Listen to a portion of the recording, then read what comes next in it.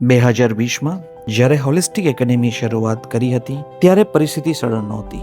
કોવિડનો સમય હતો, અનિશ્ચિતતા હતી, પણ એક વિશ્વાસ હતો કે સિવિલ એન્જિનિયરિંગના વિદ્યાર્થીઓને સાચી દિશા અને યોગ્ય માર્ગદર્શન મળવું જોઈએ. હોલિસ્ટિક એકેડેમી માટે આજનો દિવસ ખૂબ જ ખાસ છે. આજે આપણે હોલિસ્ટિક એકેડેમી સાથે સફળતાના, મજબૂત પાયાના, મજબૂત નિર્માણના અને મજબૂત ભણતરના 6 વર્ષ પૂર્ણ કરી 7મા વર્ષમાં પ્રવેશ કરી રહ્યા છે.